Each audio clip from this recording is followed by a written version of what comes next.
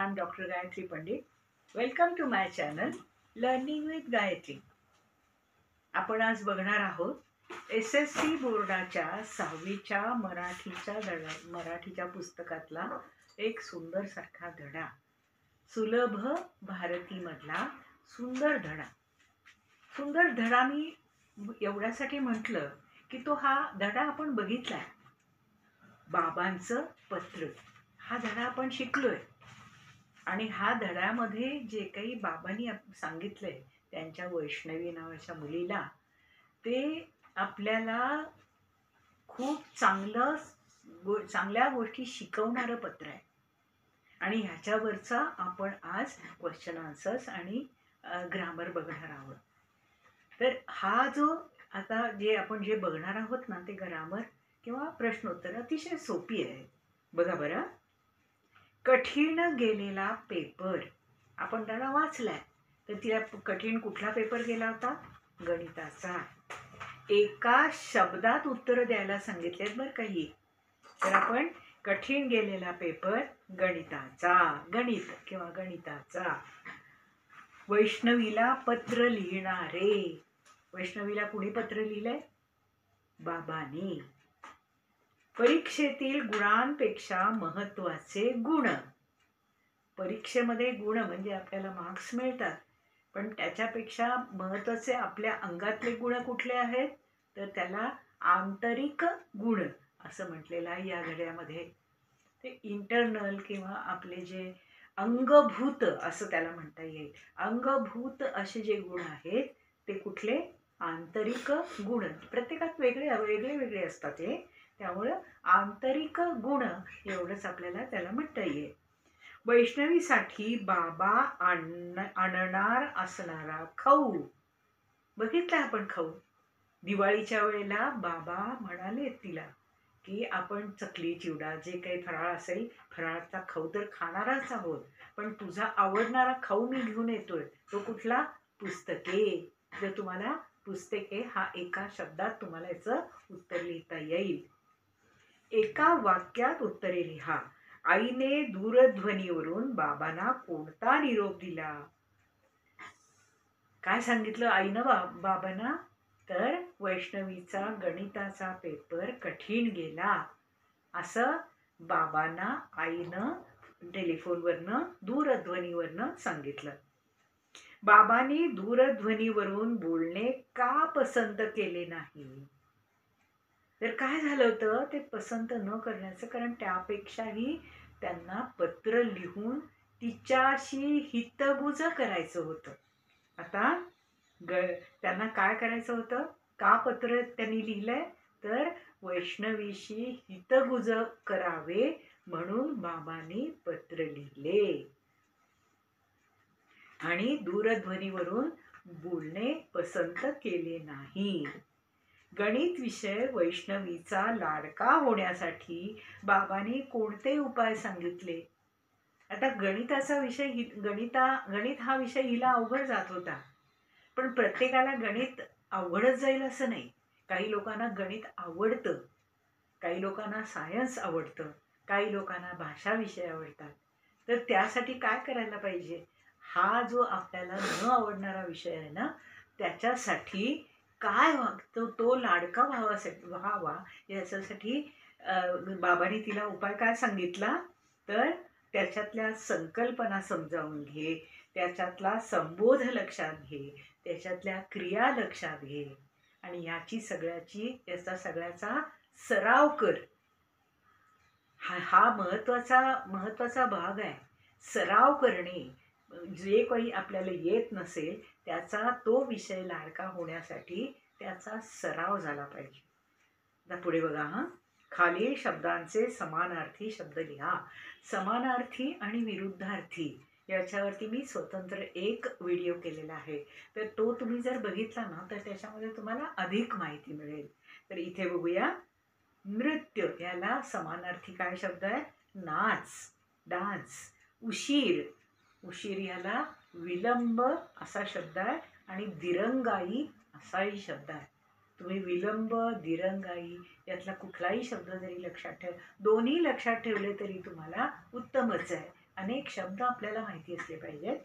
पुढे बघा, अवघड. अवघडाला शब्द ह्या लेसनमध्ये आलेला आहे. कठीण. तिला ही गणिताचा पेपर कठीण गेला ना, तो अवघड गेला किंवा कठीण गेला, अशा दोन्ही पद्धतीनं आपल्याला म्हणता येईल. सुंदर. सुंदरला काय? छान. छान म्हणता येईल, सुंदर. पुढे बघा, खालील शब्दांचे विरुद्धार्थी शब्द लिहा. कठीण. कठीणाला विरुद्ध शब्द काय आहे? सोपा. तुम्हाला विरुद्धार्थी आणि समानार्थी ह्याच्याबद्दलची बरीचशी माहिती त्या व्हिडिओमध्ये नक्कीच मिळेल. तो बघा, तुम्ही नक्कीच बघा. कारण काय होतं, विरुद्धार्थी लिहिताना त्याला काही सफिक्स लागतात, काही प्रेफिक्स लागतात. तर हे जेव्हा लागतात त्यावेळेला तो विरुद्धार्थी शब्द काही वेळेला तयार होतो, काही वेळेला स्वतंत्र असतो. आता इथे कठीण याला स्वतंत्र शब्द विरुद्धार्थी आहे, तो म्हणजे सोपा. अवगुण. अवगुणला गुण असा शब्द आहे. गुण, अवगुण. तुम्हाला गुण असा शब्द दिला तर त्याच्या विरुद्धार्थी काय होईल? अवगुण. म्हणजे गुण, वाईट गुण, चुकीचे गुण. अपयश. अपयश. अप लावला, यशला, त्यामुळे तो विरुद्धार्थी शब्द तयार झाला. मग त्याचा विरुद्धार्थी शब्द काय होईल? अपयशाचा यश. मैत्री. मैत्री, शत्रुत्व असा विरुद्धार्थी शब्द तयार होईल. वैष्णवीच्या अंगी असलेल्या कला. बाबांनी त्याचा उल्लेख केलाय बरं का धड्यामध्ये, तुम्ही बघितला असेल. तुम्ही काय करा, हा लेसन जो आहे ना तो 2-3 वेळेला वाचा आणि तुम्हाला जेव्हा वेळ मिळेल ना त्यावेळी त्याच्यातला एक एक पॅरेग्राफ तुमच्या रफबुकमध्ये लिहून काढा. म्हणजे काय होईल, तुम्हाला ते नक्की डोळ्याखालनं जाईल आणि नक्की लक्षात राहील. वैष्णवीच्या अंगी असलेल्या कला. नृत्य, गोष्टी सांगणे आणि चित्रकला या तिच्या अंगी असलेल्या कला आहेत. बाबांनी कला जोपासण्याचा आग्रह केला कारण कला काय? कला आपले व्यक्तिमत्व फुलवतात. बाबांनी सांगितलं ना कला का जोपासायची असते, तर त्याचं कारण काय आहे? आपलं व्यक्तिमत्व, आपलं पर्सनॅलिटी ही डेव्हलप व्हावी लागते. सध्याच्या युगात पत्र पाठवण्याची कोणती साधने उपलब्ध आहेत त्याची यादी करा. तुम्हाला माहिती आहे, तुम्ही एखादा निरोप पाठवता. निरोप हा एक प्रकारचं पत्रच म्हणू शकू आपण. तो फक्त छोटासा निरोप असतो. पण पत्रामध्ये काय असतं, आधी कुणाला ते पत्र लिहायचं असतं, त्याचं नाव असतं, त्याला आपल्या संबंधाप्रमाणे आशीर्वाद, सप्रेम, नमस्कार किंवा नुसतंच की बाबा मी मित्र असेल, अरे तुझ्या मित्राला जेव्हा लिहितात ना त्यावेळेला त्याचं आपण त्याला जे संबोधतो, त्याला जे हाक मारतो ते तिथे लिहिलेलं असतं. असं जो मायना असतो, सुरुवात असते ती वेगळी असते. सध्याच्या युगात पत्र पाठवण्याची कोणती साधने उपलब्ध आहेत त्याची यादी करा. तुम्हाला माहित आहे, इंटरनेटवरती आपण पत्र लिहू शकतो. अनेक वेळेला ही ऑनलाईन पत्र जातात. ऑफिसेसमध्ये जेव्हा ही जातात पत्र, त्यावेळेला तो ID असतो. ID आणि त्या ID वरती आपण ते पत्र तिथे सेंड करत असतो. तर हे काय आहे, इंटरनेट किंवा मोबाईल याच्यावरनं आपण ही पत्र फॉरवर्ड करत असतो. आणि हे असे अनेक तुम्हाला गोष्टी माहिती करून घ्या तुम्ही, की ज्याच्या थ्रू आपण पत्र पाठवू शकतो किंवा पत्र घेऊ शकतो. एखाद्याने पत्र तुम्हाला इंटरनेटवरनं तुमच्या ID ला पाठवून दिलं, तुमच्या मोबाईलवरती पाठवून दिलं, तर तुम्ही ते वाचू शकता. तर ही जी काय साधनं आहेत ना त्याची तुम्ही माहिती करून घ्या. दिवाळीच्या सुट्टीत तुम्ही काय काय गंमत करणार आहात याची यादी बनवा.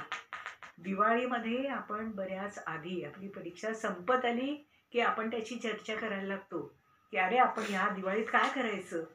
काही मुलांना काय असतं की दिवाळीची जी सुट्टी असते त्याचा छान उपयोग करून घेतात, काही नवीन शिकतात. तर नवीन जेव्हा शिकतात त्यावेळेला त्याची तयारी आधीपासून करावी लागते. नवीन शिकायला आपल्याला कुठं जायचं आहे? जर एखाद्या ठिकाणी एखाद्या व्यक्तीकडे जायचं असेल तर त्यांना आधी फोन करावा लागतो. त्यांना त्यांची वेळ बघावी लागते. त्या वेळेप्रमाणे आपल्याला जमतं की नाही हे बघावं लागतं. तर अशा प्रकारानं दिवाळीच्या सुट्टीमध्ये तुम्ही काय काय करणार आहात ते तुम्ही जरूर लिहून काढा तुमच्या रफ बुकमध्ये. पुढे बघा, तुमच्या मित्राला किंवा मैत्रिणीला पोहण्याच्या स्पर्धेत राज्यातून प्रथम क्रमांक प्राप्त झाला आहे. त्याचे किंवा तिचे अभिनंदन करणारा संदेश खाली चौकटीत लिहा. हे एक पत्र आहे छोटंसं. तिचं अभिनंदन करायचं आहे, तिचं कॉंग्रॅच्युलेशन्स करायचे आहेत आपल्याला. तर ती जी मैत्रीण आहे किंवा तो जो मित्र आहे त्याला तुम्ही मित्राला संबोधन कसं करायचं? तर प्रिय मित्र आदित्य किंवा प्रिय मित्र राकेश, प्रिय मित्र ओंकार, त्याचं तुम्ही वरती लिहू शकता. जो तुमचा मित्र असेल, मैत्रीण असेल. तर प्रिय मैत्रीण कमल, प्रिय मैत्रीण ऋता, प्रिय मैत्रीण, असं जेव्हा तुम्ही लिहिता त्यावेळेला तुमच्या मैत्रिणीला किंवा तुमच्या मित्राला ते संबोधन असतं, ते तुम्ही बोलावलेलं असतं. तर त्याच्यामध्ये तुम्ही काय लिहू शकता? तुझी बातमी मी वर्तमानपत्रातून वाचली. तुझा पोहण्यामध्ये पहिला नंबर आलेला मला समजला. त्यामुळं आम्हाला सगळ्यांना ती बातमी वाचून खूप खूप आनंद झाला. त्याबद्दल तुझे अभिनंदन करण्यासाठी मी हे पत्र लिहित आहे.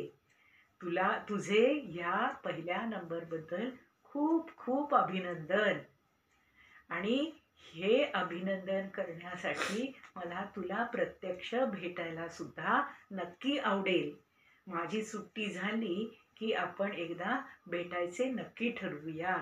आपण नक्की भेटूया. पुन्हा एकदा तुझे खूप खूप अभिनंदन.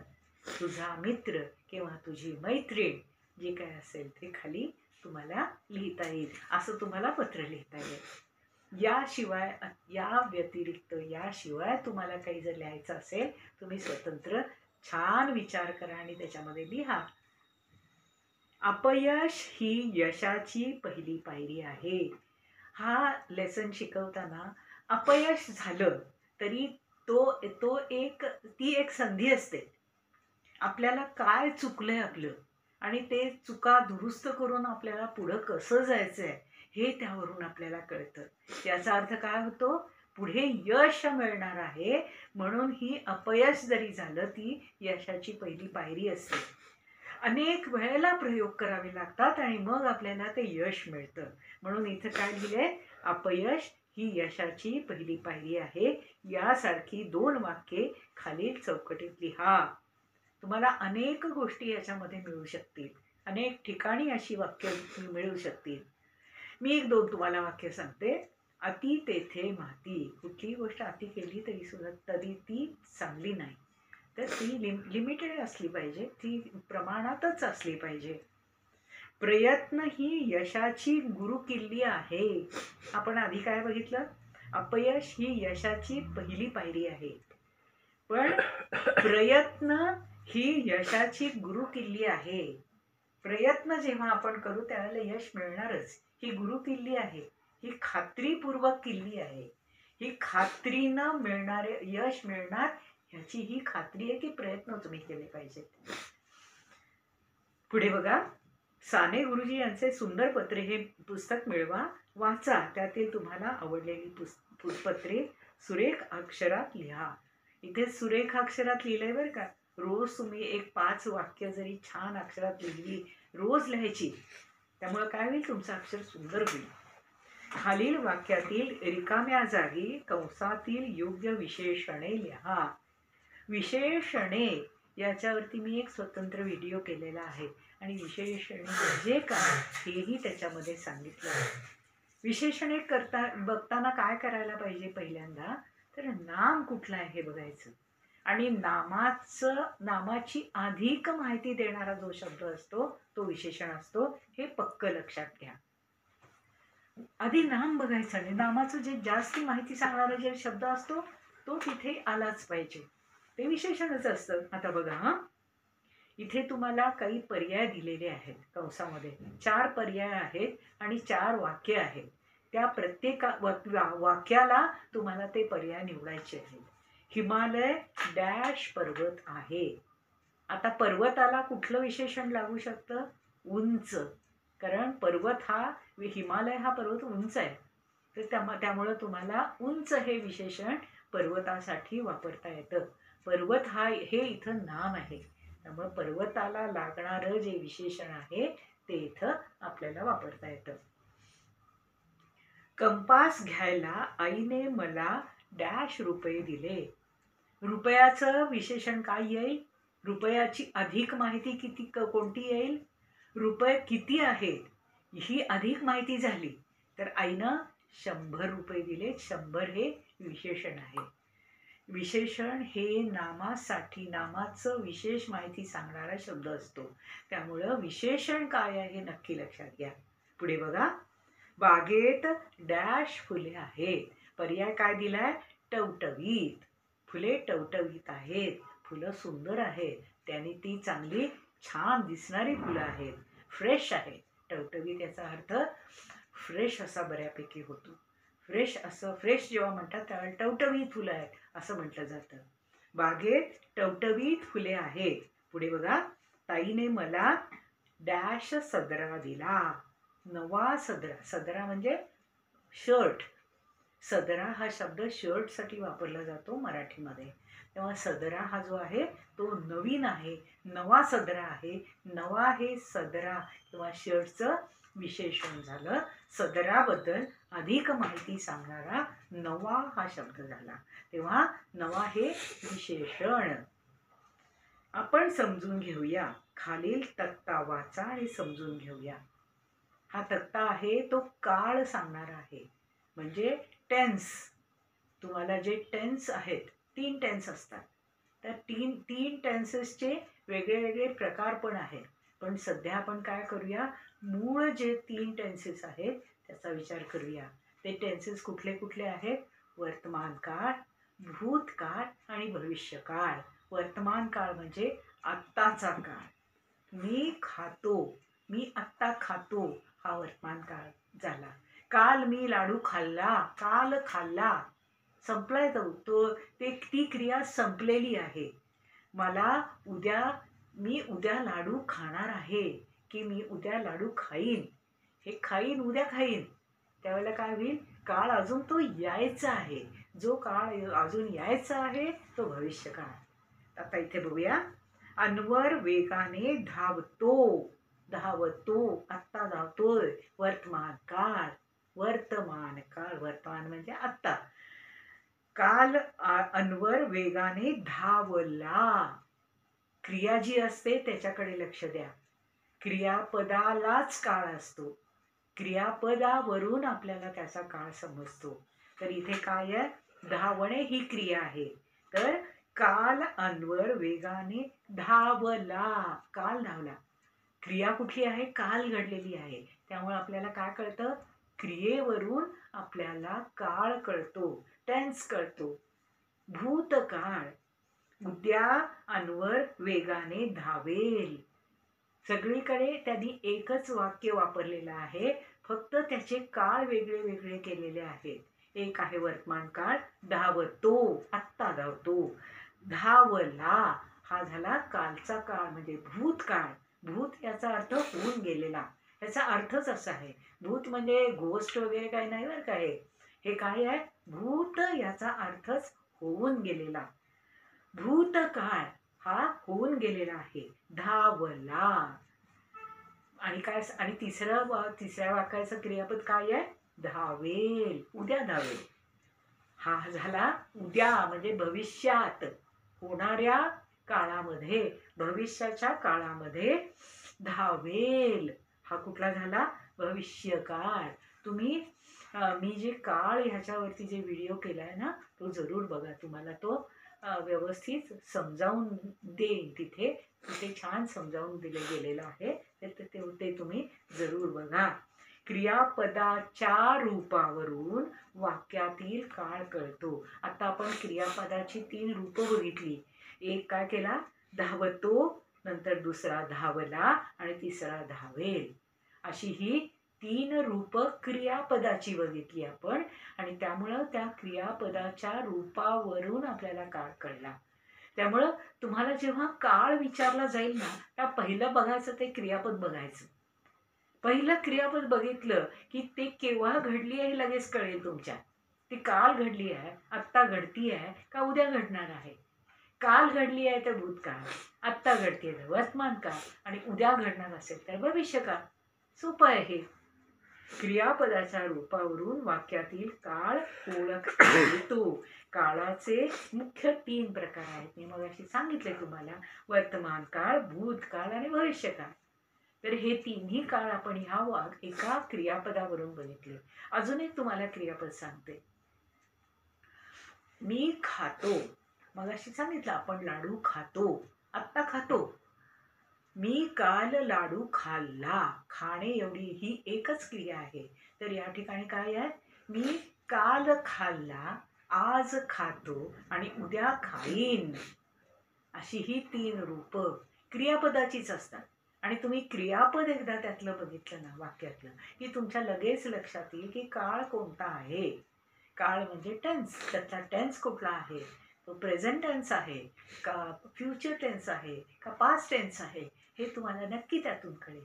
आणि ही वाक्यावरून तुम्हाला कळलं की त्याचा तुम्हाला काळ ओळखणं सोपं जाईल. आणि काळ त्याचा एकदा ओळखला की तो काळ तुम्हाला जर बदलायचा असेल तर त्यातून तुम्हाला लगेचच बदलता येईल. इथं तसंच केलेलं आहे. इथं काय केलंय? धावणे ही एक क्रिया घेतली आहे आणि तीच क्रिया तिन्ही काळामध्ये त्यांनी बदलून दाखवलेली आहे. तर तुम्हालाही असंच करता येईल. तुम्ही जेव्हा एखादं क्रियापद बघाल त्यावेळेला गंमत म्हणून, खेळ म्हणून त्याची टेन्स बदलून बघा बरं. तुम्हाला खूप मजा येईल त्याच्यामध्ये. भविष्यकाळ, एकाने भविष्यकाळ सांगायचा, एकाने भूतकाळ सांगायचा, एकाने वर्तमान काळ सांगायचा. असं केलं ना तर तुम्हाला काळाची एकदम इतकी सुंदर प्रॅक्टिस होऊन जाईल की तुम्हाला काळ बदलता पण येईल, काळ ओळखता पण येईल. तर तुम्ही काळाची जो व्हिडिओ बनवला आहे तो जरूर बघा आणि त्यातून तुम्हाला छान कल्पना येईल. तर माझा व्हिडिओ आता कसा तुम्हाला वाटला हे जरूर सांगा. माझ्या चॅनलला लाईक करा, सबस्क्राईब करा आणि शेअर करा. थँक्यू.